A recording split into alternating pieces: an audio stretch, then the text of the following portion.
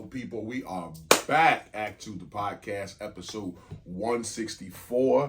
We are back in the building. It's your boy, International Walk. It's your girl, Tosh, the co-host with the mostest. And we are back. Energy up, energy up. We are back for another episode of us. Facebook, A2TPodcast.com. I want to talk to you, too, about the Facebook. A2TPodcast.com, Instagram, TikTok, YouTube, Spotify, Amazon Music, Podcast Index, Podcast Addict, Podchaser, Player FM, iHeartRadio, and Apple fucking Podcasts. Y'all can catch us. Let's get right to the show. How are you? I'm probably a 9. What it be today. like? Yeah, I'm a 9. Nothing's wrong. I'm this week. What's up, Shorty? What it be like? You right? Yeah. This week, it's funny. It feels like February flew by, and then the last week of February is like crawling along. But yeah, I'm a 9. You know, looking forward to just another day. God grants us hopefully another weekend and get some rest. But yeah, I'm a 9. Financially, a 9. Just because, you know, give us some room to grow. Sound redundant, but that's how I'm gonna keep that mindset. Until like we get the big bang. It's like nah. Then you're gonna be like, throw that shit out the window. Work is a 9. Being a people leader is not for the weak. That shit ain't for the weak at all. It ain't. And you know, I take pride You know in what you walk being... away with? I walked away with today, and I didn't share with you. People make me angry.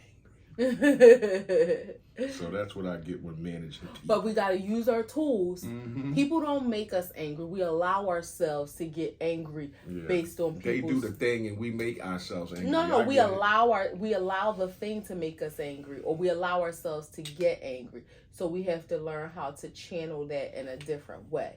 And I am a great leader. I pride myself on that, and I don't just say it because I feel it. Like I've had, you know, former team members who have told me that. I try to be the kind of leader that I would want. But sometimes you gotta put the hammer down. And I don't like to micromanage. I like to give people, you know, free will. Like if I ask you to do something, and I tell you the time frame that I need it done in, I'm not asking you in a day. If I say, okay, have this done in 5 days, right?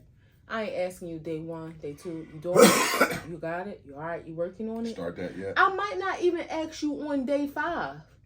But please don't let me ask you on day 8 and it's like, oh. Like, and that's how I try to lead. Like, you got leeway, but when I come to you to ask you about something, I need it to be done. Because I'm not going to put my job in jeopardy because you're not doing what you're supposed to do. And I don't like being a micromanager. That's more work. You know, I got other things to do. So if I want to be able to trust that you can handle your responsibilities without me hovering over you. But when you prove that you can't, I don't like that because I don't want to be that kind of leader. Somebody told me, and they said this, I had to think about it. My leadership style is a servant leadership style. Meaning, like, I want to work, like, I'm not afraid to work. I want to know what you're doing, and I want to know how to do what you're doing so that if I have to fill in, you know, we can work side by side. I am not one that shies away from doing the work, but I don't want to have to do more work than I have to do because you're not doing your part. So that was my vent. That's why work is a 9. Work is a 9. Physicality. Physically, I'm a 10. I'm a 9. I'm a 9. I feel great. Took it down a peg. My knee, you know. Still, is it any better? It is better than it was yesterday and the day before. But, you know, it's not, I can feel it. So, and we'll talk more about that because that's my whoa. But I'm 9s across the board. You know, I'm grateful, you know. It's just another week. And I know God got me and I ain't stressing about nothing. It just is what it is. Yeah. How about you? I'm good. Mentally, I feel like a 9. Work is just like, it's just a strain on the mental right now. I didn't know it's a lot of moving parts in a restaurant with health codes, inspections, and a lot of stuff that don't have nothing that I don't have to deal with doing office space. Okay. And it's just a lot more MEP inspections, and I get it. MEP, what's that mean? Mechanical, electrical, and plumbing. Okay. So there's just a lot more of those inspections, and I get it. It's like before you close up walls, let's just make sure everything is where every outlet is supposed to be, where it is, every vent or and that shit all boils down to health code inspections at the end, like, you know, just cross contamination. Like that shit starts early in a job, and I haven't done a restaurant in years. I think the last restaurant I did was Rouse. Well, I was gonna ask because I forgot about Rouse, but I know you did the cafe at the Arsenal. You did Ambler Cafe Bakery a while ago. Are cafes that much different than a full restaurant? Yeah, because a cafe is just setting up some coffee machines, putting up a rack with some Danish on it, and you could be a cafe. But they're not cooking. No. There's no grills. There's no vents. There's no food. There's no drains. There's no health code. Like there's nothing to do with health violations then. But now that it's food and alcohol and beer lines and soda lines, it's just like, damn, like you see all that stuff at face value in a restaurant, but you like, it takes a lot to get that shit where it's supposed to be. And I'm seeing that in this place, and it's just like, it's a strain on your mental. Finances is a 9, like she always says, give some room for growth. Work is a tight 9 because everything is moving, it's progressing. But it's stressful. It's like my anxiety is up as soon as you walk in the door, and that's just how the job is going. Like it's just a lot of people, I'm being pulled in a lot of different directions, and a lot of phone calls, a lot of emails, a lot of RFIs. And for people who don't know what that is, it's request for information. But it's just a lot going on. You got a lot of acronyms in your world, like I do in mine. Sometimes. Yeah. But it's where RFI is a term that's used across many industries. We use that, you know, in the insurance industry. That's used when people are like the beginning process of like bidding for a contract. That's used a lot with the state RFIs. Physicality, I feel like a solid 9 too. I hurt in places because I've been doing some different things. This calisthenics, like exercises I picked up with a weight bar, the kettlebell exercises, like it's just you can feel it. So I hope it's actually working and burning, but you can feel it in places that I didn't feel it before. The little muscles. Yeah, like, you've been challenging me with you know, some different workouts, and I like it. You've been holding up too. You've been holding up. You've been less mopey, less back talk. And like, I'm not going to do anything that I think would hurt you. So it's like, I know you got a little bit more in the tank right now. And then when that builds up and you get stronger, then you got a little bit more. Yeah. You know what I mean? She's pulling 100 pounds on a goddamn machine now. Like, she would have never done that by herself. Like, she just would have been, I would have stayed at like 70. Yeah, cool with a 70 when I want to push it, but 60 is my number. Like, she would have been doing that for 6 months, a year. Like, step it up and see how strong you can get. And then after a while, you can go to 110. Maybe that might take 6 months or a year, but you gradually, you know, work yourself up. Pulling 100 feels good. Pulling it down, it's a lot harder. Ooh, yes. It's a lot. You look like you was about to go up with it. Yeah, it's gonna take me out of here. Take me right up off that bench. But pulling it to me, like, that feels good. And I, you know, gotta unbig my Especially back. if you stay stiff. Yeah. When you bent over and pulling, that's how you get hurt. You gotta stay up. I be focused on definitely not wanting to hump my back and pull something in my back, because you know that will shut you down. And I like, when I see like different workouts, you're supposed to squeeze your shoulder blades in the back. That helps unbig your back. So that's what I've been really working on. Cool. Wows and woes, ups, downs, stops, goes, blacks and whites. My wow this reds week, and goes. My baby sister turned 31 and had a chance to party with her, a brunch party, and just seeing how much she is loved. She got, you know, some rich friends. She got some amazing birthday gifts. But just seeing how much she's loved, because I know how much love she gives. And it just made me feel good to see her surrounded by people that truly wanted to celebrate her. So, you know, that was, you know, a fun time. She turned 31. It's not one of those milestone years, but like I told y'all before, I believe in celebrating all birthdays, because Not everybody makes it to 31. Ain't no guarantee that, between 30 and 35, which is your next. Wasn't supposed to make it past 25. Jokes on y'all, he's still alive. But, you look at milestones, 30, then 35. It ain't no guarantee you gonna make it. So I believe in celebrating. Then, she's in Mexico, enjoying some time, well-deserved time, because she works really hard. She's an amazing hairstylist. So, that was my wow. My whoa, baby, I had a time. I danced. My thighs was feeling it. My body let me know you can drop it low, but you're going to get up slow. And my knee. So you was dropping it low? Yeah, I was dropping it low. I was dropping it low. Ain't see none of that on the gram. Well, because I'm not going to post that on the gram. I can show you. Oh, you can show me? Yeah, but I ain't going to. I don't want to see. I ain't going to drop. Like, everything ain't for everybody. I was just checking to make sure. Yeah, everything ain't for everybody. That's why I wasn't invited. We dropping it low in places. No, and it's funny though. She even said, she was like, when I get a shape up and go out. Like she said, she didn't want to be shaking her behind in front of you, and she said she didn't think that I would. I said, you crazy? I would definitely dance with him all over him, but she, wouldn't have felt comfortable dancing. She respects you. You her big brother. When I get twisted up and get a shape up, I'm gonna drop it like it's hot. With me? No, I'm gonna drop it like it's low. Yeah, with me. No, you wasn't with me. First of all, you don't drop it low. I'm gonna find somewhere to drop it low. No, men don't drop it low. You stand tall. Well, I'm gonna push it high.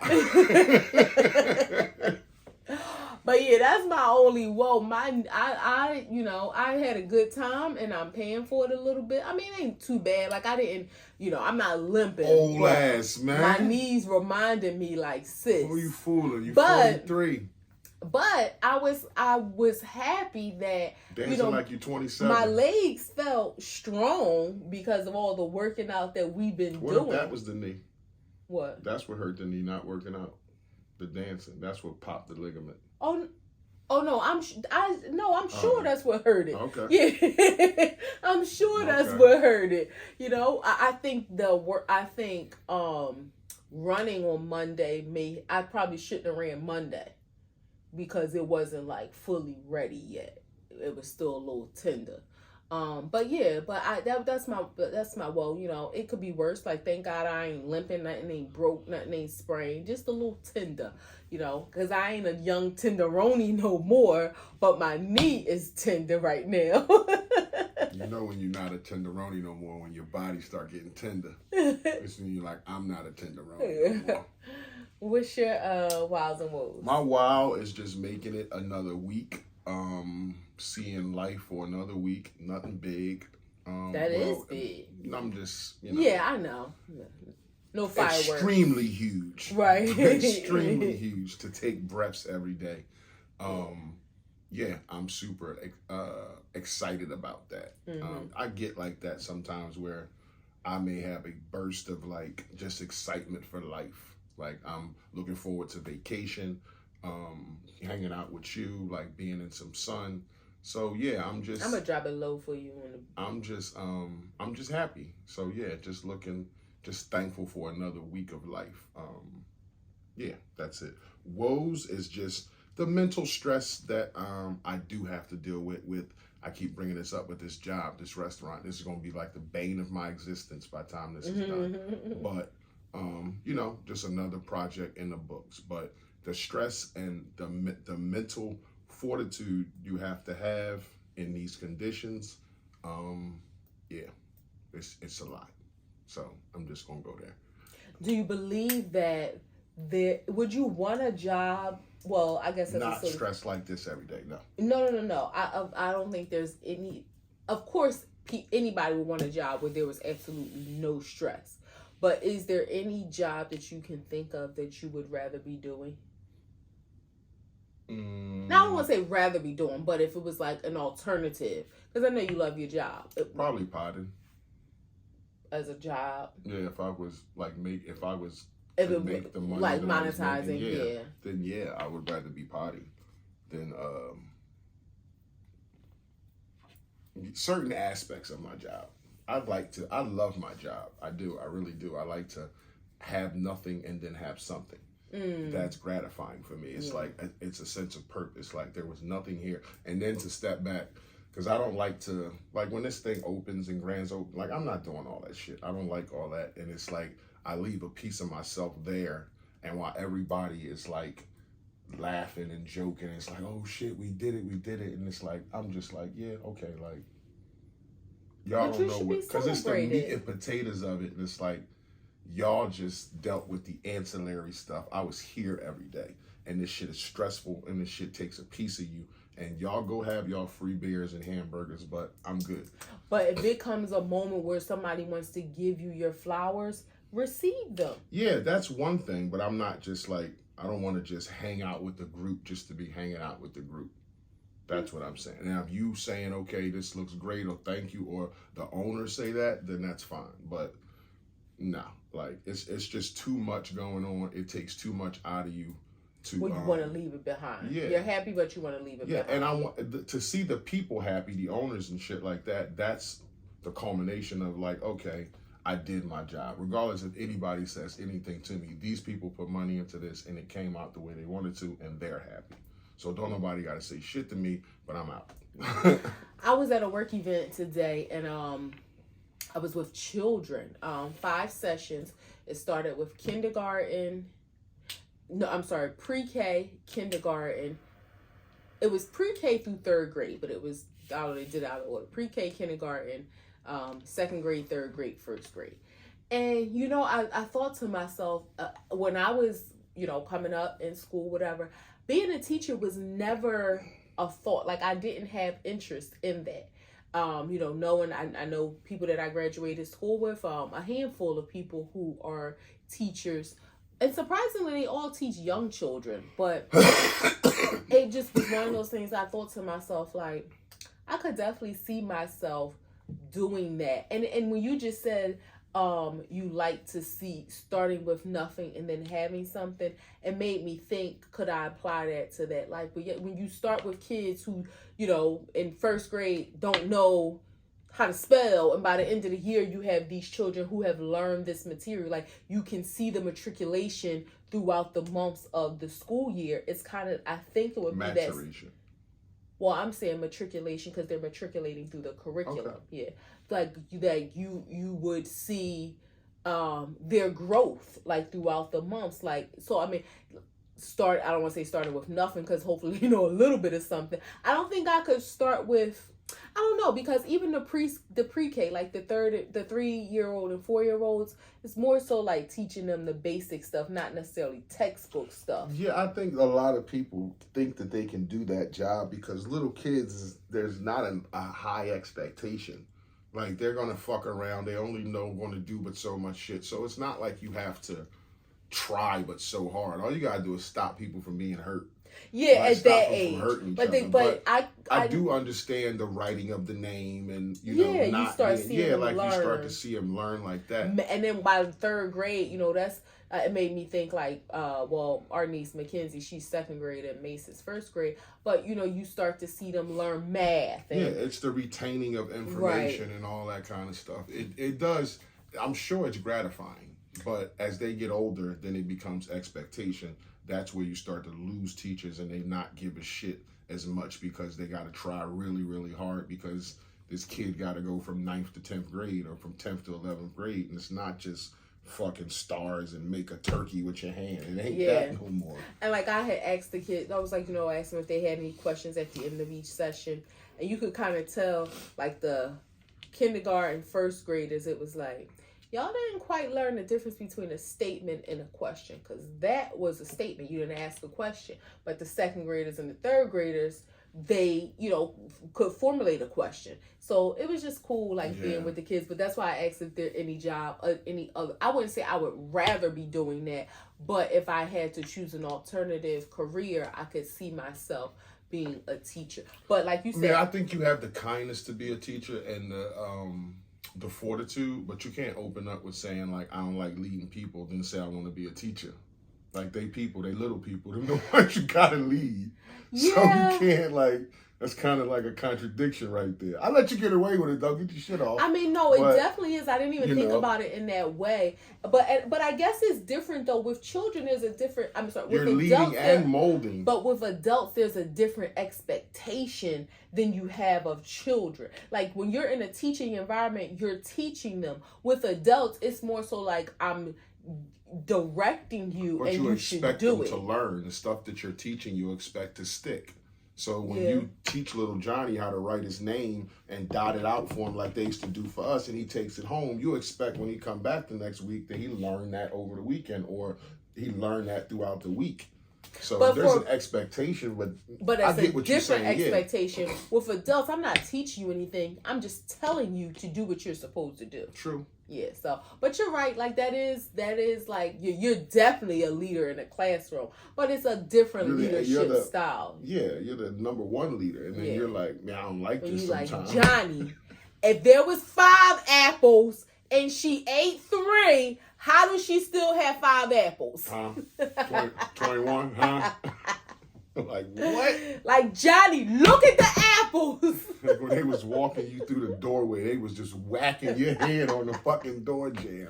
Johnny and them apples. So I know, and this is like a big pivot in a different direction. Our girl Wendy Williams. Yeah, Wendy Williams is in the news because of the This Is a Mess documentary, and that's the name of it? I think so. Oh, okay. Maybe it just was the title underneath. I don't know. Her documentary aired this weekend. It was 2 parts Saturday, 2 parts Sunday. All of them an hour apiece, or a 4-hour watch. And I did not watch this. I do not want to watch this, but I seen enough clips and heard enough chatter that I've digested it enough, and I've read about it a lot. My take on it is that I don't, in our culture and what we grew up on, this lady is an icon. Like she's contributed to the highest level for like the things that we like, your gossip stuff, hip hop music, like all that kind of stuff. She has contributed, interviews, and I just don't see the Jesus Christ. So I had a family member who had dementia, and it's tough to see somebody going through this again. So it's like watching her, and it reminds me of my grandmother, and to exploit that and make money off that is crazy. And when you see these clips of this lady out of her mind, or not being able to hold a conversation, or somebody talking to her and then she says something back that's totally not even germane to the conversation that she's in, that shit is hurtful. And I don't think that I think it should be taken down, is what I think. And that's just from me seeing the clips.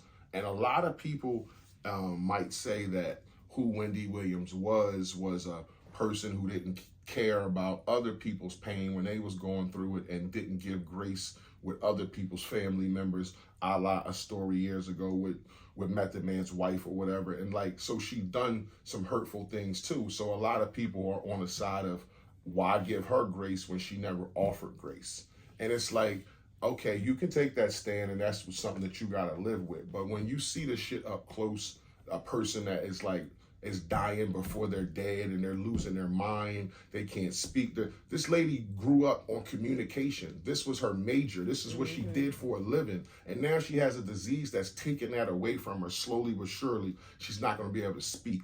Like, that shit is heartbreaking. It's heartbreaking to see somebody fade away like that, and you love them. And the people around her who supposedly like they care about her and love her, with the alcohol enabling and all that kind of stuff, like that shit is just wrong. Like, I don't know how people get stuck in a situation where these are your caretakers.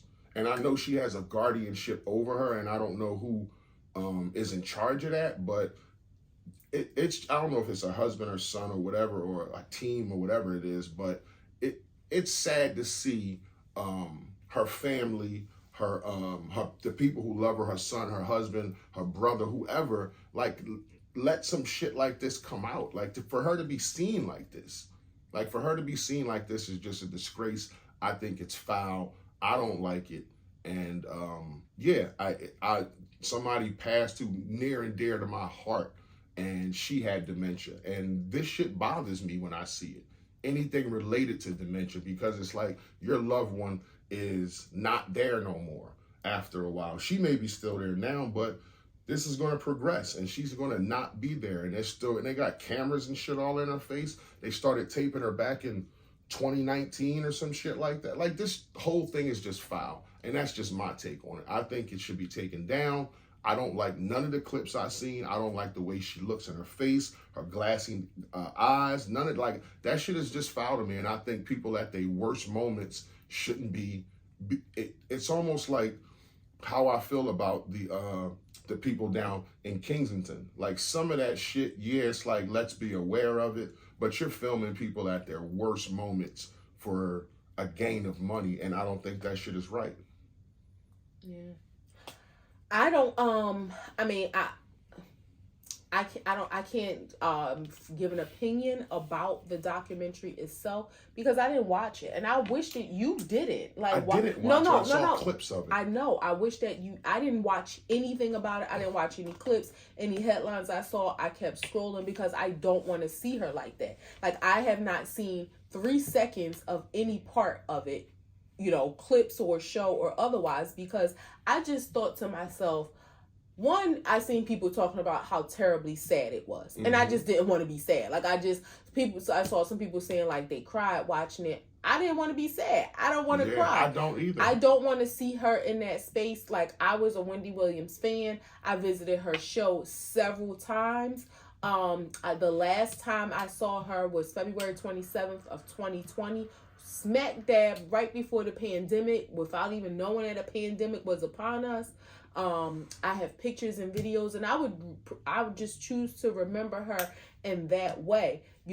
She was the reason that we have Shade Room and the Neighborhood Talk and Hollywood Unlocked, Baller Alert. She was the blog. So people can talk, about, oh, she doing this and doing this and doing, or she said this and said this. I mean, yeah, some things may have been controversial, but all these pages post everything that she would have been talking about had her show still been out. And nobody has ever done it since her or before her like her. Mm-hmm.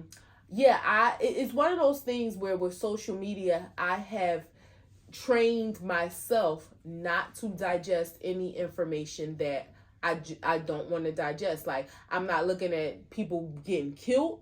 My husband used to send me videos sometimes, and every now and then he may share something, but we had that conversation. I know it does something to me, so I just don't want to digest it. I don't look at nothing with rats and mice. Like, anything that I know is going to bother me, I don't want to see it. I mean, as far as her, and it's weird because I've seen some statements say, her family was in support of, now she don't have a husband anymore because but it's so much shit going on about this was supposed to be her comeback documentary, but in the beginning when they started filming as early as like 2020 or 2019, like, she was cool. But the first I heard the first episode is called I'm Not a Crier, but you cry all through the whole episode. Well, she always used to say that on her show. She always used to say that. But the thing is, I've heard some people say her family was in support because she wanted her story to be told. But then I hear on the back end now they're saying they I don't want to say suing, but basically they're upset with Lifetime because I don't. And maybe it's some family and not other family. I don't know, but it's one of them things where people. When you have a guardianship, how you got them BET, what was it called? When Untold or something like that. That's telling a Wendy Williams story. If it's not that cheesy, but that's a doc telling her story. This is just showing her at her worst moments now. Like, I don't understand how that her family would be in support of that to be like, okay, this is your story. Like, no, Wendy Williams started out at 17 years old and ba ba ba ba ba ba ba. That's her story up until now, her show ended. Let's look at it with a different perspective. Do you think that some people, and I know you are one of those people, but you don't feel this way, but do you feel like maybe some other people who have family members with dementia, maybe they feel like this might shine a light on, you know, people see how dementia can affect a person? No, because I don't think that's the intention. Like, if everything has to, you got to have intentionality behind it. So if that's the intent, is to show a light, then have that be not like a PSA, but like this is the direction you know this doc is going in, where we're showing her in her best light, and then we're showing the deterioration on how this disease, it progresses and how it affects you. Have doctors in there, have doctors in interviews explaining that, not just cameras and rolling and showing her knocked out in her bed with her mouth open and they don't know if she's dead. Like, that kind of shit is not what you want to see of your loved one. Like, that's exploiting her so they can get clicks and views and shit. That's not saying anything about the disease. Yeah, I mean, it's a shame. And again, I haven't seen it. I don't want to see it. I don't plan to see it. It's unfortunate because she only has one child who, I mean, he's an adult now, but he's young. You know, she has 22 years old. Yeah, so yeah, he's an adult, but he, you know, her her mom passed away, who was like her best friend. You know, she has a sister, a brother. I think her dad is still alive, but you know, her family members are older too. So you think about like the guardianship. I think it was like her manager or something who was put in that position, because when she was going through the divorce, like the situation with her husband and the divorce and all that, she started drinking really heavily, and I think mismanaging some funds. So, you know, somebody was put into place to help her. I don't know if it's a good situation or bad situation, but obviously they needed permission to do this, and maybe the people who are making the decisions, you know, aren't doing it for the right reason. But you know, it's unfortunate. Hopefully her son can kind of get somebody up in his ear that has good intentions, and because he's the next of kin. Yeah, but they say that she herself said she need to get away from him because... From her son? Yeah, because he is the only one of her team who doesn't allow alcohol around.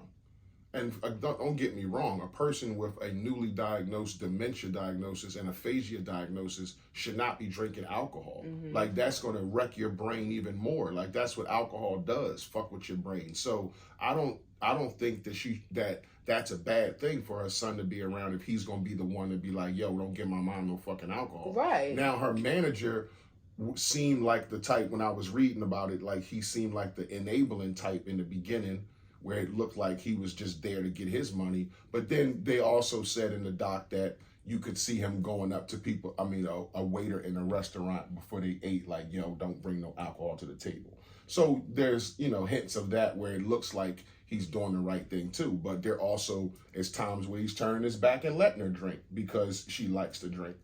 But that shit's only going to speed up the progression of the disease. Yeah, I mean, when you look at, I don't know if she has been diagnosed. I'm sorry, not to cut you off. And if your son's going to be around who loves you and is going to be like, hey, I'm going to be the one to say no fucking alcohol for my mom, then that's a good thing.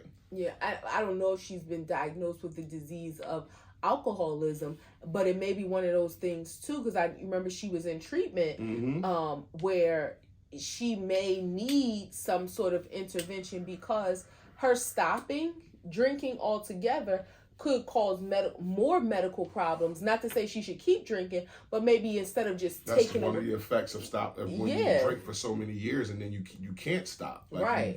You need something. Your body goes through withdrawal, so she needs some help with stopping altogether. So I mean, what do you think about the people who think and this is something we believe in, so let's just try to think from a perspective of what we believe, not like not like she deserved what she get, but the karmic retribution, like all the shit you did, all the stuff you said, all the grace you didn't allow. this is what happens when you act like that, when you do those things. When you're a person who goes through life not giving grace, then you can't expect grace. What do you say about that? I don't Because look if at it wasn't Wendy Williams and it was a guy named Tom who went through life and we saw he was a piece of shit and exploited things and did things, we wouldn't say he should expect grace. But when people say karmic retribution, what does she do to anybody? Her reporting a story or her telling somebody's story. But just listen, she didn't. Can I answer that question though? When you say what did she do? She ruined marriages. Let's just put it on the table. She ruined marriages. She said somebody had a sickness that even their own family didn't know. So I'm just saying, to play devil's advocate, she has done things in her career, right or wrong or indifferent, that she probably didn't intend to do, but that were harmful to people. I could challenge that and say she didn't ruin a marriage because somebody was cheating and she reported on it. The fact, that marriage was doomed because of whoever was cheating. Now, her bringing it to the light, it doesn't mean that that may not have still been a result. So let's look at it like that. She talked too much. If we really want to say, because what you're saying, she may have told stuff she wasn't supposed to tell, talking too much, telling people's business, ruin relationships. She talked too much. Should somebody should the punishment of talking too much be, this life-threatening or this life-debilitating illness? I don't think that's the part that I don't think it's the talking too much is the karmic retribution. It's when the shit hit the fan and people was like, yo, calm down with that. No grace was given. That's the karmic retribution, as I see it. It's not the fact that you told a story. It's the fact that when the story was told and you seen how it affect people, you didn't care. You doubled down on certain things. And this is true. Yeah, on certain things. Not everything, but you doubled down on certain things. So that's where the karmic retribution comes in, because in that time where that person was saying, yo, I need some grace, this shit is affecting me financially, my family, whatever, you didn't give grace. So now your stuff is being out there in a bad way, a negative way. That's all I'm saying. Like, what do you say to people who believe in that? So what are they saying the karmic retribution, that people are talking about her? No, the fact that she has this illness. That nobody is extending her grace in this illness. They're not saying because you talk, that you get a disease. They're saying the fact that you're dealing with this, who cares? Because you didn't care when people was dealing with their shit. That's what I'm saying. Not the trade-off isn't I told a story, I get a disease. So that's what I thought people were saying. This is her karma. The fact that she's sick. It's the grace part. It's like I didn't allow grace when you guys were asking for it. When whatever I said hit the fan and it affects you financially, it affects your business, it affects your family. Now, the fact that I'm going through something, there's going to be no grace given to me by a large number of people because you didn't give grace. I mean, when you think about it from the outside, like, God forbid if I was sick, or let's not even put me, if a family member was sick and you got, all these hundreds of thousands or maybe millions of strangers that didn't care, do you really care? I mean, when it comes to real life reality, no, you're not I don't really care. I'm caring just talking about the aspect. I understand. Yeah, I don't think it's right either. I'm just saying, what did you think about that? Because we believe in karma. Like, we've had this conversation. I haven't looked. I guess I didn't think about it like that. I mean, people don't like Wendy because they don't like Wendy. So no matter what happened to her, people are always going to throw that out there of like, I don't care. She's Bigfoot. She's shaped like a pea. I just wanted to be clear on it wasn't the trade-off of she told a story and I get a disease. No, the trade-off is when the shit was hitting the fan and people needed grace from what you were saying, you didn't give none. So now your stuff is hitting the fan. So people look at you like, who cares? You're going through something. When people was going through something, I don't think she cares that people don't care. I mean, that's how I don't think she cares that people don't care. And people can be cruel in so many ways. Like, why do you care? There are people out there who are like that, and I'm not going to say that they're totally wrong in feeling like that. That's what I'm saying. I'm trying to think from both aspects. Like, I understand why somebody would be like, okay, you never gave grace, so I'm not going to give you grace. But somebody, like, I do but I'm saying, that. not a fan,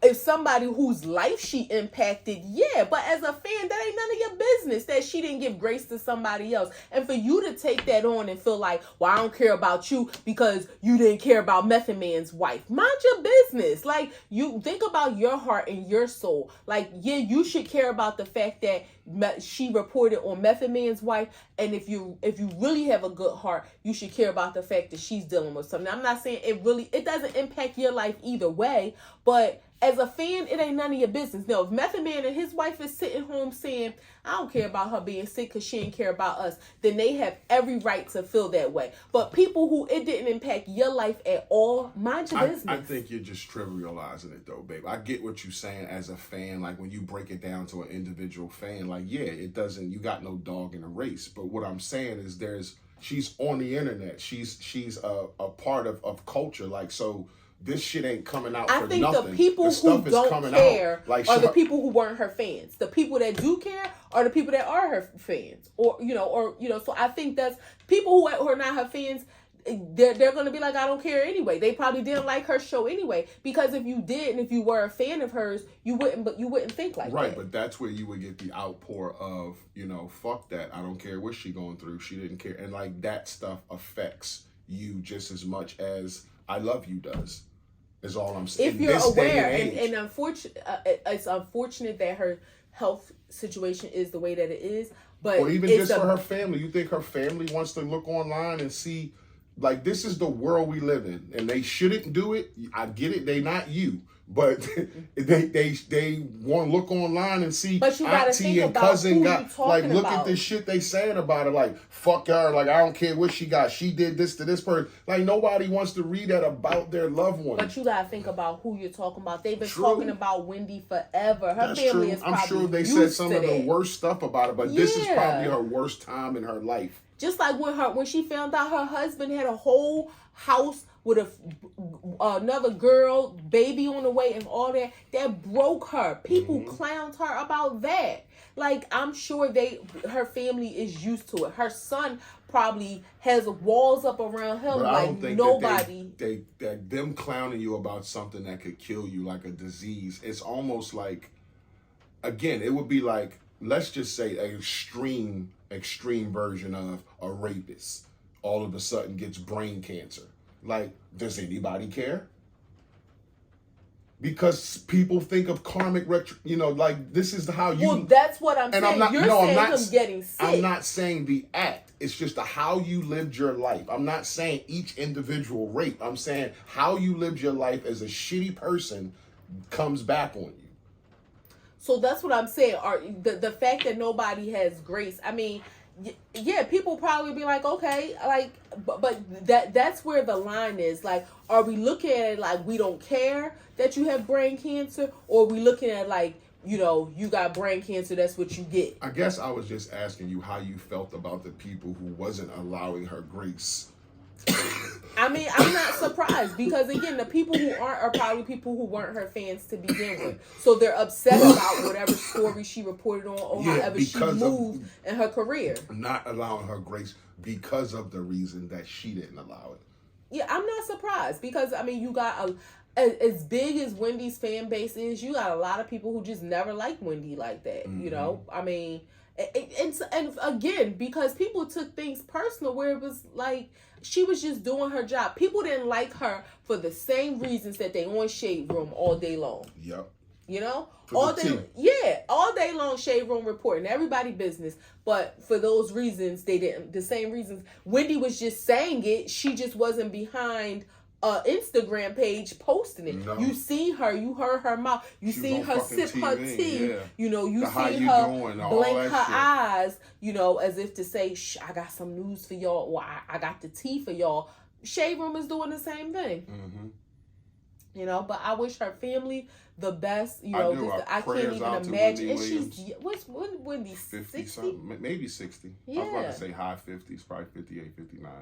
But she might be I was thinking low 60s, but she started when she was 17, and that was, 82 or some shit like that. So just shouts out to her and her family. I hope that, I heard you can recover from aphasia, and I know you can't recover from dementia, but You don't have to lose your speech with aphasia. There's stuff that you can do where you can still hold on to your speech.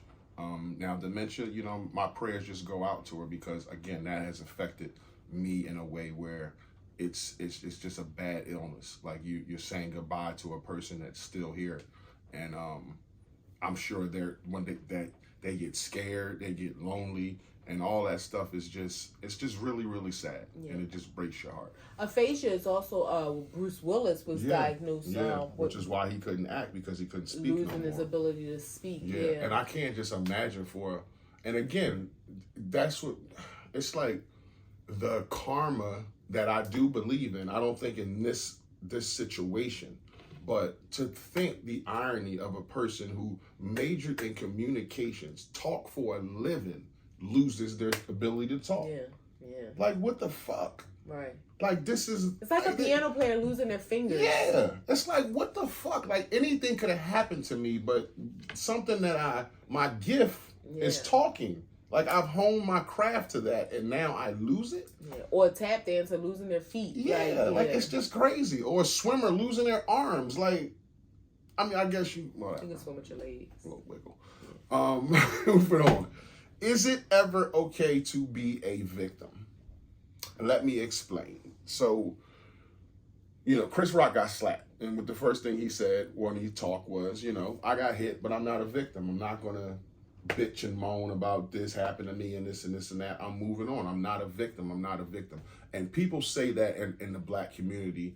But, so when we take jobs in what we call racial discriminative systems, do we, or like when we involve ourselves in the system of America, it's by choice. We take jobs, we do this, we do that, we involve ourselves to get houses, cars, all this stuff. In doing that, do we have a right to play victim sometime when things just don't go well? Yes. Like you playing the game.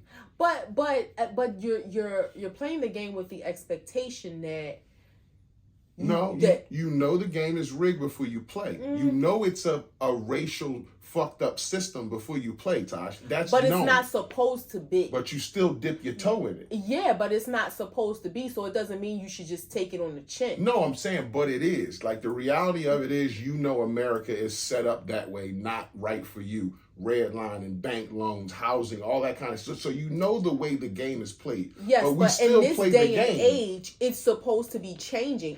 And no, it's not changed. It's supposed to be changing. So we have to call it out when it happens. Okay, that's what I'm asking. You have to call it out when it happens. What's the difference between calling it out and playing victim to just like, okay, I'm going to circumvent that and do it anyway. This door is closed for me. I'm going to circumvent that and do. There's people who don't call it out and do it their own way. There's people who do that. So let's be clear in that. There's people who don't bitch and they call it out and they circumvent and go around and do it a different way. And then there's people like you said who say, "Oh, there's some fuck shit going on here and I don't think it should be like this." But you knew the system was rigged before you got there. But it doesn't mean that you knew it was rigged, but you don't.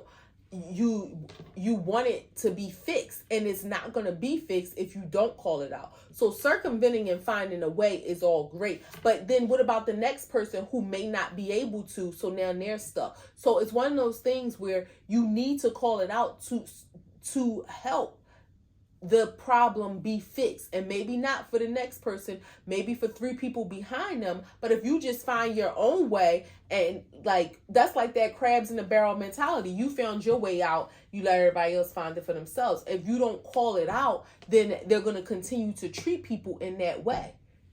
So that's what I think it's both. If you're a victim, you're a victim. Call it out. Still find a way. Don't be a victim and then cower to it.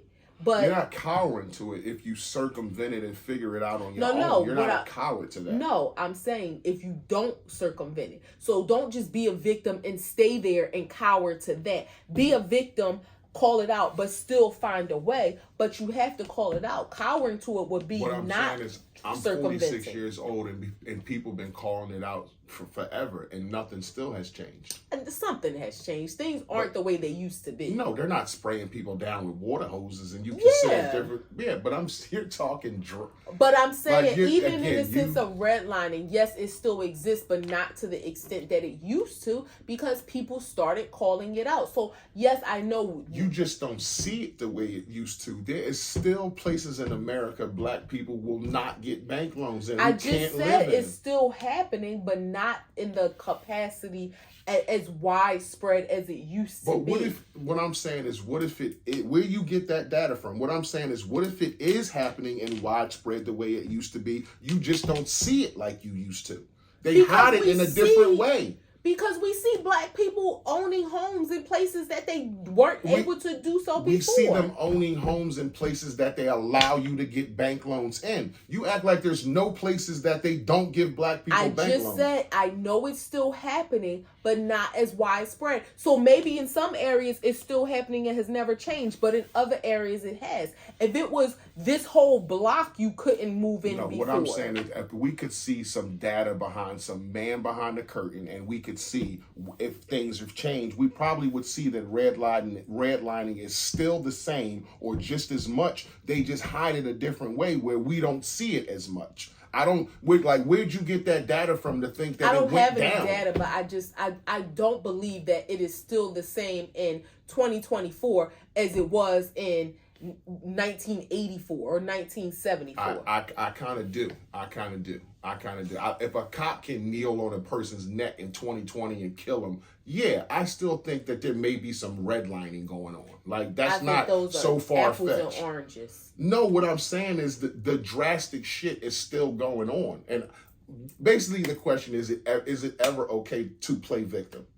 And I don't think to play victim. Well, to be a victim. If you are a victim, yeah, so that's why I think the difference is. If you're not a victim, don't fake it. Because then you water down the real fight for people who are victims. But if you are a victim, yes. I seen Kanye West on the Instagram saying that the Adidas is robbing me.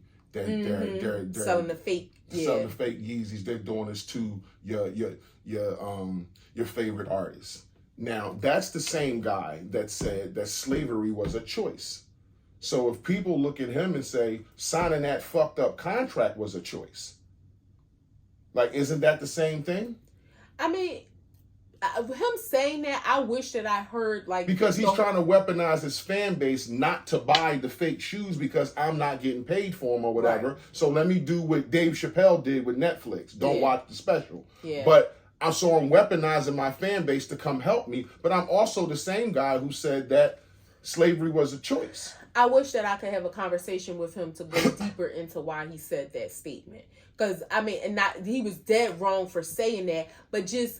I so feel it's like there don't was play more victim, but now I'm the victim where I need to weaponize my fan base against this group of people who might be robbing me from my contract. But when I was over here saying slavery was a choice, I said all y'all are victims and we don't play victims. So it's like, again, I wish that I had an opportunity to understand why he made that statement that slavery was a choice. But in terms of current, you know, his fans are going to either rock with him or not. His fans are probably going to rock with him and not buying those shoes because they absolutely I didn't see the shoes. Are they horrible? They're Yeezys. They just don't say Yeezy. Like they made a fake Yeezy. They made the Yeezy without... I'll show you when we're done. Like, you'll be like, that's... They made a Yeezy with no name on it. Yeah. It don't say Adidas? It might have an Adidas logo, but it don't say... They did a Steve Madden. What Steve Madden do to everybody else's shoes? Like, you look at it and it's like, oh, this is a Yeezy. I didn't see the shoe. I just thought that, okay, now you want people to come and rescue you and you weaponize your fan base against this corporation. But you the same person who said that slavery was a choice and that we're not victims. Like, so it's when is it okay to be the... Now, obviously, if somebody hurt you, you're a victim. But this pick and choose shit. I mean, again, Kanye, I think, is in his own category because we know he's not all mentally there. Like, he deals with some issues it's not a black and white matter when it comes to him. I think in that case, again, he has the right to say, hey, don't buy these shoes because, they're he created those shoes, like, for whatever style of shoes he created, like them or don't like it, he created. And he had this contract with them for the contract to end, and then for them to say, "Oh, we're going to keep his creation, and then but still sell it and just take his name off of it." Wasn't the contract terminated because of what he did? I don't think it just ended. Well, yeah, I mean, they terminated because they felt, they went along with, the whole anti-Semitic thing. We want to cut ties with you just to keep a good rapport, I think. Right. And I think at that time too, he was going through a nervous breakdown and saying, I'm not making any excuses for him, but they terminated the contract. You terminate the contract, then you shouldn't still sell my product. What you mean? So if I terminate your contract because you said something anti-Semitic and it affects the buyers and the people that I'm in business with, and I have $400 million worth of product, I should just throw that in the trash because I terminated your contract, or I should give it to you? I shouldn't try to sell this and recoup my money? I don't think that I think they are making his shoes because these are shoes that are knitted. No, I agree with this shoe. When he first terminated his contract, when he said all that bad stuff about that community, they terminated his contract and they said they have a warehouse with $400 million. Them selling the stock that they had is fine. Okay, so you're talking about these shoes that they made up, right? You keeping his design and making them more like these are new sneakers that they've made without his name. I get that. That part I feel like that's shady. I get that. That's shady. Yeah, if y'all already had this stock, yeah, we gonna sell it. But talking about his contract, did you see that there was a clause in it that said that he would breach his contract if he was away for 30 days or more of mental health or substance abuse treatment. Mm-mm. So you feel like, okay, God forbid he was having a nervous breakdown or something. I can't even go get, I gotta be thinking, all right, I gotta get this help within 30 days or they're gonna terminate my contract anyway. Well, you can go for 29 days, come back for a day, go for 29 days, babe. You could work around that. I don't know if it was consecutive or I don't know. But just the fact that that's even part of a contract. It is. It's fucked up. That's showing we don't care about your health. That's cabal Hollywood shit. That's the weirdo stuff. And I'm not necessarily a Kanye fan or a Kanye hater. I like his music. Him personally, I don't care either way. I like some of his music. But I like that, right? That was wow, that's pretty shit. A corporate America job can't do that to you. Yeah. That's shady as hell to say, you go 30 days or more, then your contract is over. Forget if you have a nervous breakdown and your therapist might say, if you have to go away for more than a month, you're really not in your faculties. So you can't hold the seat that you hold anyway.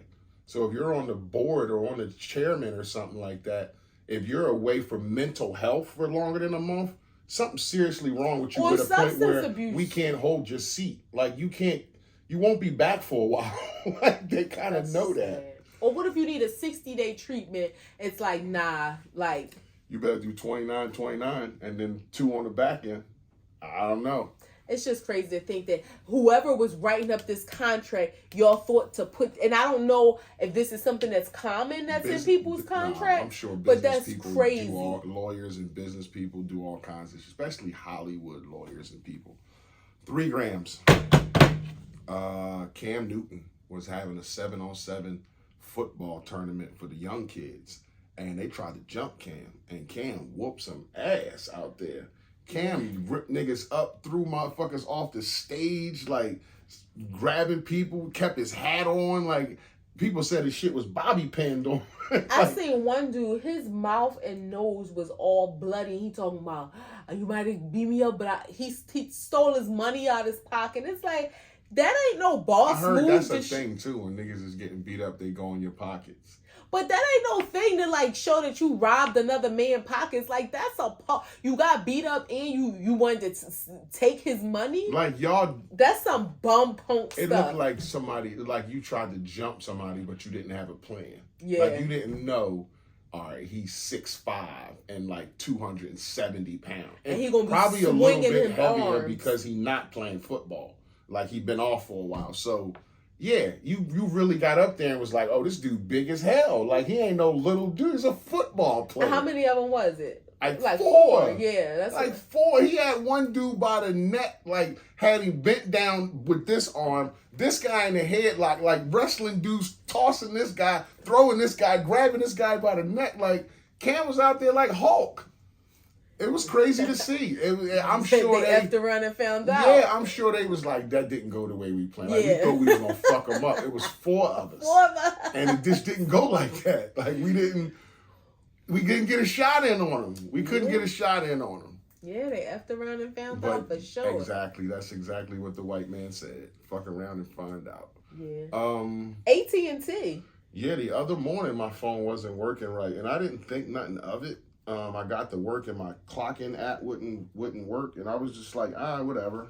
But eventually it started working. Then I seen it was a major outage where people could only text and couldn't call. I didn't really feel the brunt of it. Me either. I thought our phones was fine. Yeah, I didn't really feel the brunt of it. And where I'm at anyway is a dead like space where it always fucks up. So I didn't really even know until I saw it online. But for the outage, they offered $5 to customers. It was supposed to be out for like 9 or 10 hours. Wow. But was everybody phone? They said a lot. No, but I mean, was the outage so 9 or 10? Like you said, yours was out for a little bit. It wasn't out because again, I wasn't really on my phone. They said it was low. You couldn't call. It wasn't like I was trying to call you. I'm at work. Right. Like I'm on Wi-Fi when I'm in the building, so it's not like I had issues. Right. So I didn't feel like my phone was down at all. But when I looked on lunch, it was like, oh shit, a power out, like an outage in AT&T, and everybody was pitching. When everybody seen, I had to think like, we got AT&T. Yeah. I ain't experienced no issues, but again, I hadn't talked to nobody. I might have looked on Instagram, but like you said, we hadn't tried to call each other. But $5, I mean, I guess they had to spread it amongst all their $5. Yeah. The fact that you would offer your how much is our phone bill? $300. Wow. $5? Yeah. So $5 each, or like I just don't understand like how a $1 billion company can say to your customers, "Oh, we're sorry about the inconvenience. Here's a $5 credit." So if you pay a phone bill of $300, next month it'll be $295. Yeah. Like, are you serious? That's the kind of shit you're like, thank you, but no thank you. Like, I got the $5, bro. Like, you keep your $5. Like, $5? That don't even make, like, you could say, I'm trying to think of something that's, like, feasible that they could do. 50 is a nice amount. I mean, because you figure, I don't think anybody's phone bill is only $50. So you don't necessarily want to give somebody a free phone bill. Right. But to say $50 off the next bill, for every account, not every phone, but every account. Okay, $50 ain't nothing to sneeze at. No, it's not. $50 is okay. I would think 50 is a good number. 100 might be a lot for because for some people that might be their but, $50, okay, I could go with that. But $5? Yeah, like that shit is crazy. You look at that and think it's a typo. Like $5? Like what the fuck am I gonna do with $5 off? I seen the text. I deleted it. I was like, I don't pay this phone bill anyway. $5. Look at this one here. Just walks around with a phone that's on. Last gram. Who I grew up on. Like Mr. Colt 45, Billy D. Williams. This was the coolest black dude on TV when I was growing up. Always with a suit, distinguished, older gentleman. Always had the ladies around him. Who knew Billy D. Williams was gay? Did you know Billy D. Williams was gay? I didn't. How do you know he's gay? He embraced the room. He said, he was a closet queen. Wow. I mean, I didn't know, but I'm not surprised. Because you think about it, all them years, he was Mr. Rico Suave. Like, yeah, but he always had that image of Colt 45, like beer, and the women was around him. And he always had that image of Like, it was an image, but have you ever known of him? Like, you think about like the Diana Rosses and the Aretha Franklins of the world. Like, you never heard about him dating any of them, did you? No, but he was like a dude who did commercial. Yeah, he was in movies. Yeah, he was in movies. He was in movies. But yeah, you think about it. We never heard about him. He wouldn't be in her circle, but yeah, he was in Hollywood. I'm not surprised. I didn't know, but I'm not surprised. I mean, when you hear about Quincy Jones say what they was doing back then. But Quincy Jones and Marlon Brando and Richard Pryor, like, they was fucking each other. Well, that's what I'm saying. I'm not surprised. Like, I think all of them, not all, I think a lot of them men, because you got to remember too, it was not acceptable. Billy D. Williams, though, babe. Yeah. That's like finding out The Rock or Stone Cold is gay. It's like you're like, all right, whatever you do, but you would think, damn, The Rock, like, this motherfucking giant. But if you think about. He just puts out nothing but testosterone, and it's like, I'm a little surprised he's gay. Billy D. Williams was like pretty. True, and he had the S curl. He was pretty. He was what they call metrosexual. Back then, yes. So again, I had no idea. He had the trench coat with the fedora. I didn't know he was still alive. How old is he? In his 80s, like 85. You know who else I wouldn't be surprised? I mean, I think he got kids and a wife. Smokey. I wouldn't be surprised. Like, I mean, again, it wasn't acceptable back then, so people didn't say it, and they either forced themselves to have that image of masculinity. Wouldn't be surprised. I mean, in that day and age, they did a lot of cocaine. But they say you're born gay. Don't say cocaine turned them gay. But like, what are you saying here? You talking about they did a lot of cocaine, implying that's why they was having man sex. Like, did they like that as a person, or they did do that because they was high on cocaine? I don't know. Both. Both, yeah. They was trisexual. Oh my God. They was just trying it out. Let's do a wrap. Act 2 the podcast, episode 164, coming to a close. Your boy International Walk. Your girl Tosh, the co-host is with the mostest. Facebook, act2thepodcast.com, Instagram, TikTok, YouTube, Spotify, Amazon Music, Podcast Index, Podcast Addict, Podchaser, Player FM, iHeartRadio, Apple Music, and TikTok. I said TikTok. Oh. TikTok and Apple fucking Podcast. It's Apple fucking Podcast. Type us in on any of those places and we pop up. So check us out. If you fuck with us, you fuck with us. And lead with love. Okay. If you fuck with us, you fuck with us. If you don't, you should. Peace.